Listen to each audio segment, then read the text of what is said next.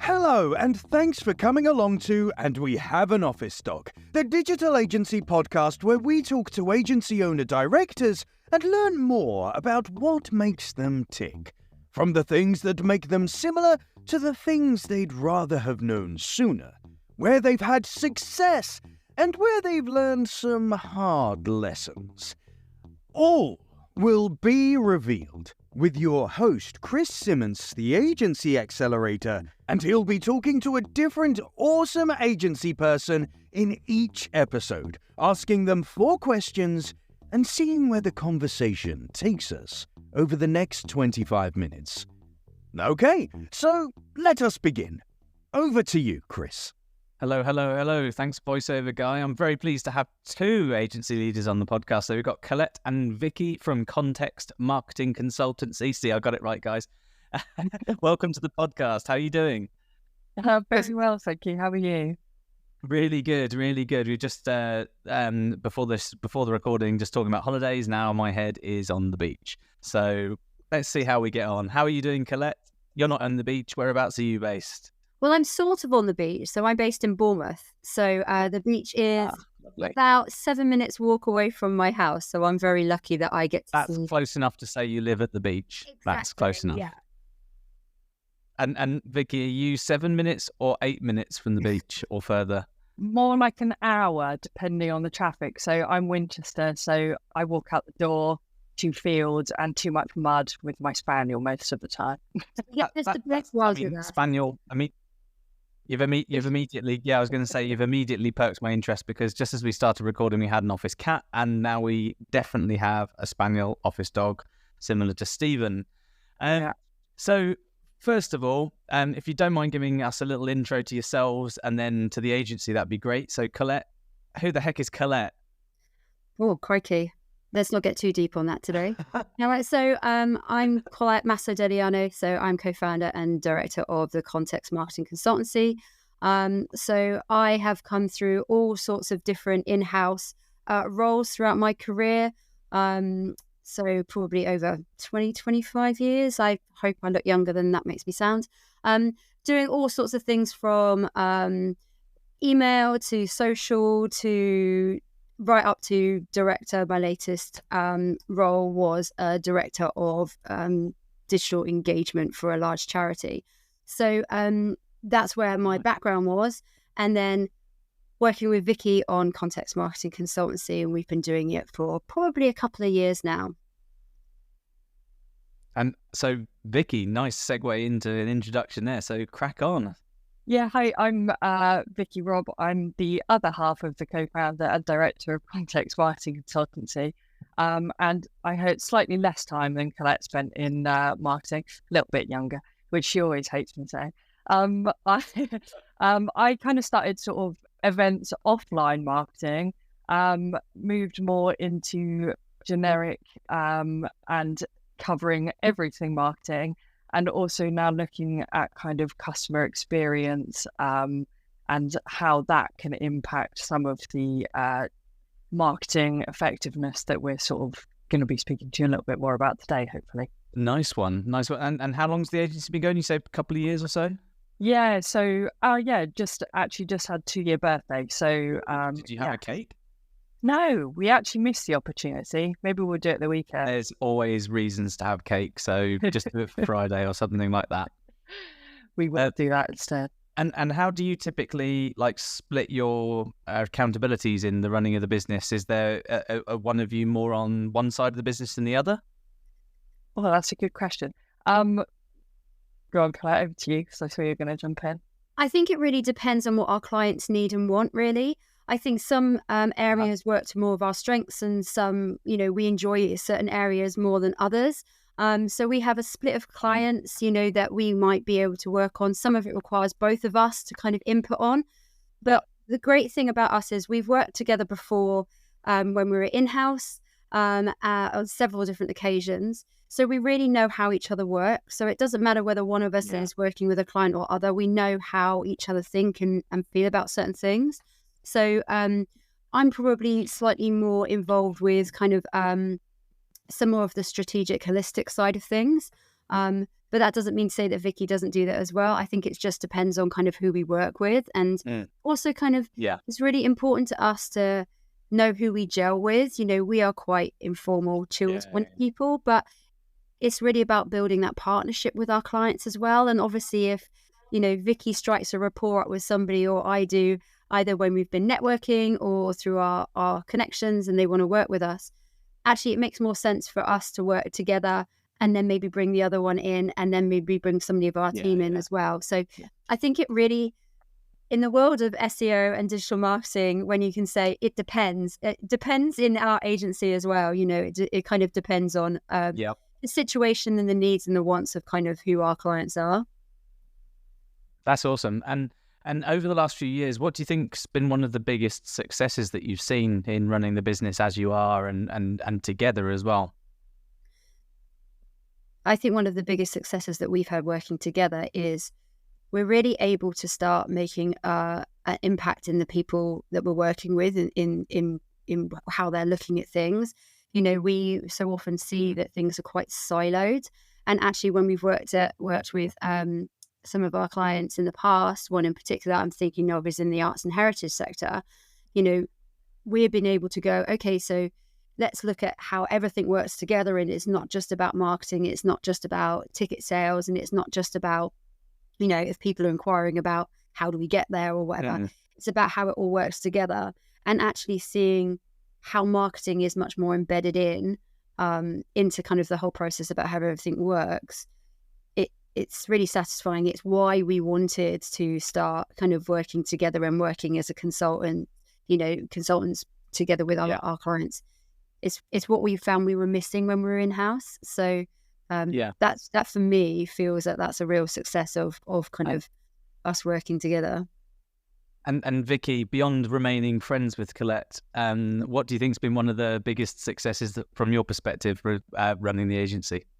Yeah, I think that when we sort of set out to build context marketing consultancy, what we were finding in-house was that actually by default, marketeers sort of become custodians of customers, purchasers, and buyers. And I think very often, once a lead comes into an organization, it then becomes about how can we sell to these people and get their money. Very few organizations then look at kind of retention strategies and actually where there could be a value exchange between themselves and a customer. And I think actually speaking to clients, and some of the clients that we've worked with, is actually about changing their motivation for the way that they do marketing. So we've had clients come to us and say, look, can you help us put a new website in place that obviously works a little bit better than some of the ones that they had in place previously?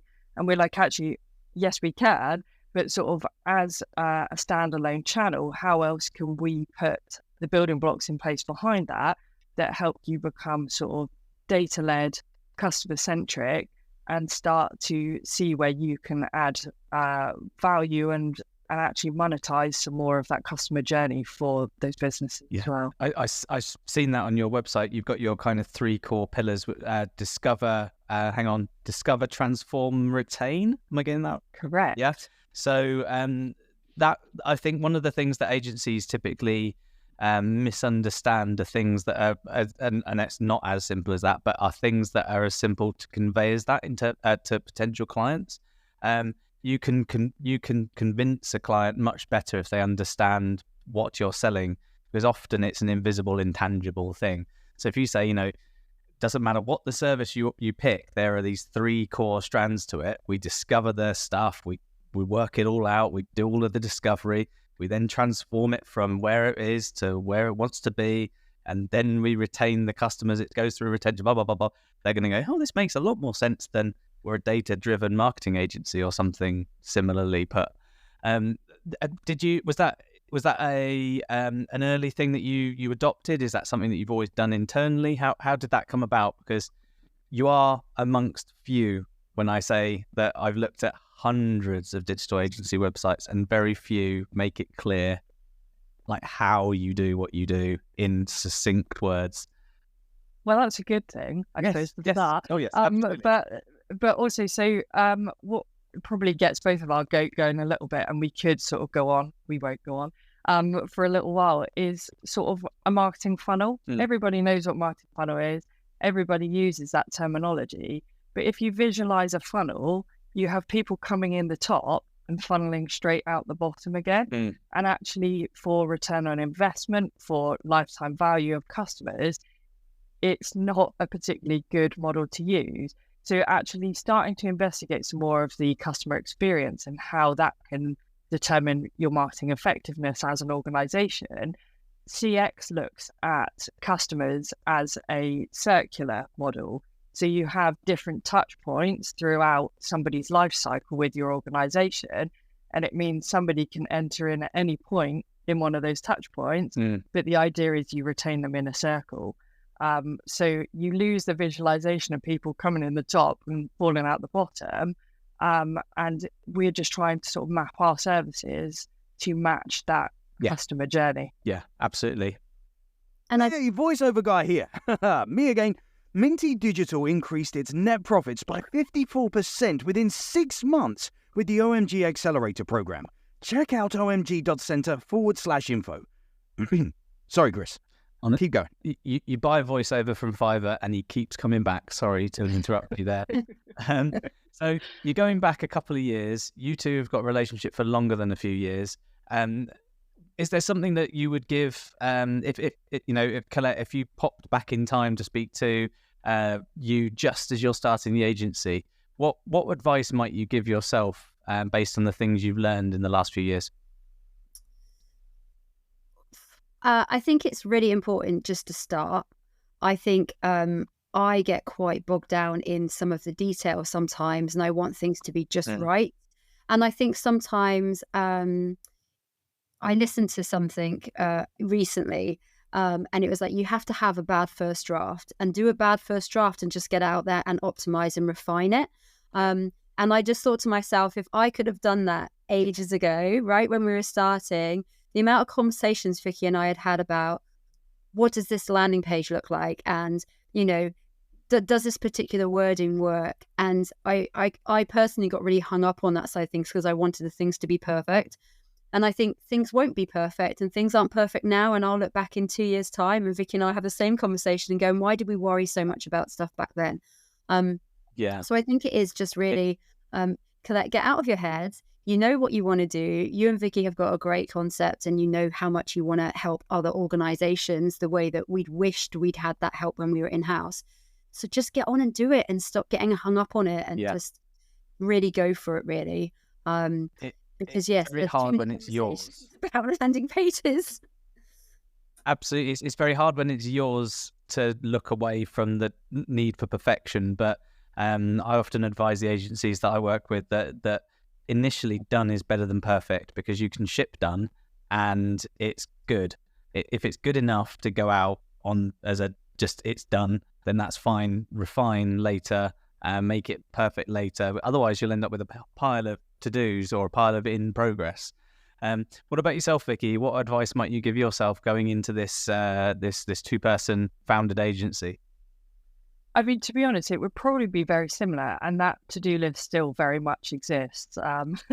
We haven't got through the to-do list, but I think it is just about getting out there. I think the reason that we set Context Marketing Consultancy up, and we sort of touched on it a little bit earlier, is that we've worked mainly in-house throughout both of our careers, and it's kind of the same things that keep coming up where there's sometimes not enough importance put on marketing through organizations. It's hard to demonstrate value and ROI to sort of senior board members and things like that. And I think actually it's just starting to get that message out there. And actually, I would say one of the areas that we've also kind of been putting off is pushing sort of our opinion and voice out onto sort of LinkedIn, other B2B channels, because I think once we speak to people, we're just like, oh, actually, okay, what we're saying is resonating.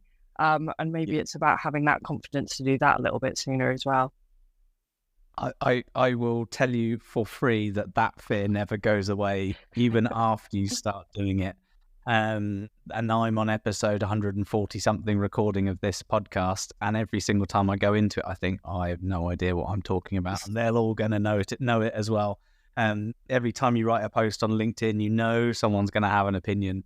Hopefully they don't have a negative one that they air publicly, but you just have to get on with it. It's a painful part of doing this thing. As long as you know that what you're saying is absolutely correct from your perspective, and you can back up things with experience or case studies and things like that. You know what you know better than anyone else does, because you're the people that started Context Marketing Consultancy, and you know your customers well enough. Is there something that, like from day one that you've implemented into the business that has kind of stood you in really good stead, or you did it first time you've ever done it and it was the right decision? I mean, we're very structured, so I'm going to break this down into a couple of areas, and probably Vicki will break it up into furthers. So from a business perspective, straight away putting a platform in place like Asana has actually been key to our success working together and working with our team, because we know exactly where we are, we project map, and we do all of that side of things. So actually, we don't work in a silo, which is our biggest, has always been a big bugbear, and it happens in every marketing team, and it happens everywhere, where everybody's working on their own things, and it really helps give that transparency, and it has helped our internal success. And I would say externally, once we started working with some of our clients, we realized that we were having conversations, and we were having conversations individually with lots of different people. And we're like, actually, what everybody needs is a workshop.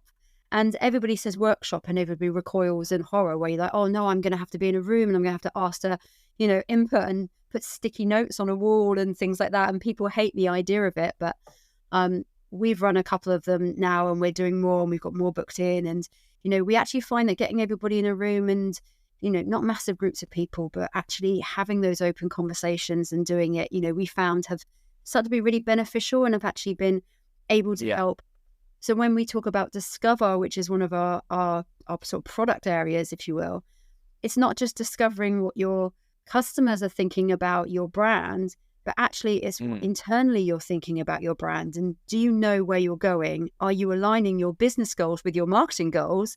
And do you know who your customers are? Because if you think you know who your customers are, and actually what the reality of who they are is, that could be very different. So actually we've embraced the workshop. Again, it's not perfect. And we are adapting our style of how we do them. And every client needs something slightly different from us as well. I'm curious about the workshop. Please tell me you do a really awkward icebreaker at the very beginning, though, like corporate style icebreaker.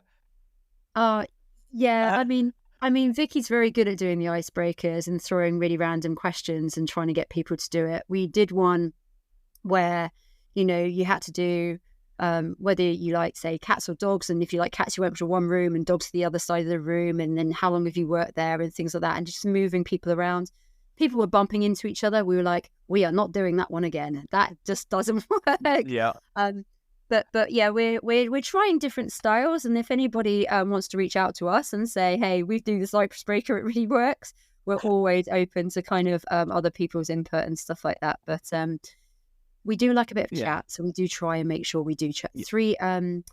Two truths and a lie is always a good one, because you learn quite a lot of interesting stuff. It's one of the ones that Vicki and I did when we first met 10 years ago, I think, when we worked in-house. That same tactic is how I get one of my nephews to tell me what he's done at school. Vicki, what about you? What's the one thing that, from your perspective, you set up, and on day one it was the right move? What's that for you? Well, Colette's stolen mine, because she always now normally takes me, because Asana is the first thing that comes out my mouth every single time. So she's taken that one. No, I think as well, what we've tried to put in place is the building blocks that support our own customer journeys. So when we're dealing with businesses, so actually we brought in sort of CRM platforms and things like that fairly early on, because actually we were just like, we want to be practicing what we're preaching to other people, and it's about actually the retention of our own clients as well, and how we can add value to them. So yeah, it was mapping business journeys through HubSpot, and we have sort of the email platform as part of that as well. And actually, it's like just ensuring that everything that we're telling our clients, we are actually putting into place as well, which has been quite a good one that we've stuck to, I think. I think practicing what you preach gets harder and harder over the years, but way more rewarding if you actually stick to it, for sure. So I've got 2 final questions for you. We're going to start with you, Collette. First thing that comes to mind, best thing about working with Vicki? The spaniel. It's true. It's true. Most of the dog is this is a bit gushing, isn't it? But I find Vicki really inspiring to work with. You know, I think that I can have conversations with her and go, I've read this article, or I've listened to this, or I've just spoken to this person, and you know, what do you think about that? And sometimes she's like, that's amazing, but have you thought about it from this perspective? Or she's like, that's rubbish. Do you remember when we had this conversation with us? It's really important to work with people that bring out the best and the worst in you. And I think Vicki does that for me. And I think we really work hard together to make sure that we have a balanced partnership. I know that I found the right business partner for me with her. That's awesome. Now, Collette, just remember that the next question's going back to Vicki in a second. What's the worst thing about working with Vicki? There's nothing terrible about working with Vicki. There you go.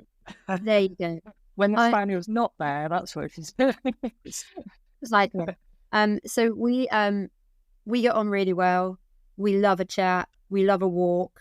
And sometimes a bit of banter and where we're trying to be focused, we can lose that focus, and something, potentially a conversation that could take maybe an hour might take 3 hours because we go down different sidetracks and stuff like that. We always get it done, but because we get on so well and we are great friends as well, you know, sometimes the chat strays slightly. Yeah. A future politician, Collette. Vicki, favourite thing about working with Collette? Yeah, no, because we worked together before, I think our previous working sort of as colleagues, we really formed kind of a very good way of working with each other. And I think that things that I bring, Collette then balances completely the other way as well. So we have a very similar way of thinking that often is quite different to how a lot of other people in marketing teams and organizations would approach sort of marketing effectiveness, customer journeys, and that sort of thing. But actually, some of the things that I'm unable to do, Collette picks up, and vice versa. So I think it balances itself out kind of really nicely. And I'm sure you'll sort of appreciate as you start growing from kind of smaller to slightly bigger, it's things that you end up having to pick up sort of. So we joke now that I'm kind of finance, ops and HR director, and Colette's sort of more marketing and sales director of our own business. And it kind of works out quite nicely that one of us is able to pick up something and the other one the other thing. It's an inevitability eventually that one of you has to be the numbers and one of you has to be the colouring pens and things like that. And you can be both from many levels, but one has to be accountable for those things. You know what's coming up, Vicki? What's the worst thing about working with Collette? The worst? I actually thought she was going to say about me that she doesn't like me putting everything in Asana because I then chase her for every little red thing that she's late on.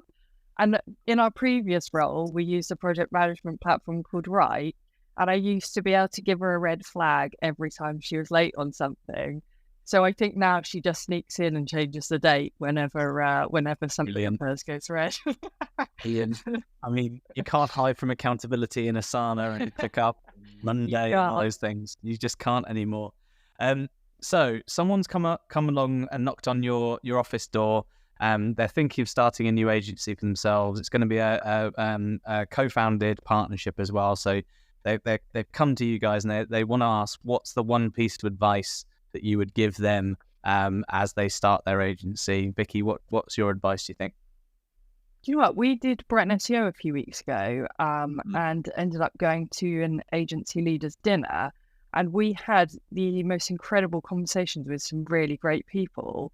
And actually, I wish we'd done that sooner, because I think sort of making friends and sort of connections and things with people that are other agency leaders, you learn so much stuff. You learn different things that you maybe hadn't thought about. And actually, some of the area of our business now is looking at moving into supporting other agencies with how we can put sort of marketing strategy in place with them, if that's maybe an element that they don't offer. And I now wish I'd started looking at networking with other agency leaders kind of a long time ago.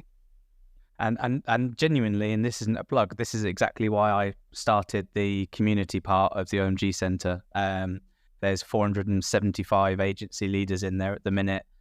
Sometimes it's quiet and sometimes it's busy, but it's that kind of ability to support each other when you need it and things that I think it does help, because there'll be someone who runs, I don't know, a PPC firm, and they need some support on exactly what you do or vice versa, and they know where to go because there's someone that they can trust. What about you, Collette? What would be your piece of advice you'd give someone as they're knocking on your door? I think I have 2 words really, honesty and expectation. I think you need to make sure that you lay out your expectations of what you expect, not only from your business, but actually what you expect from each other. I think that's really important. You can go, okay, I know I want to get to this many staff or this many clients or this amount of money, which is something that we're not really we don't look at it in that way. But actually, you need to sit down and have a honest conversation about what your expectations of each other.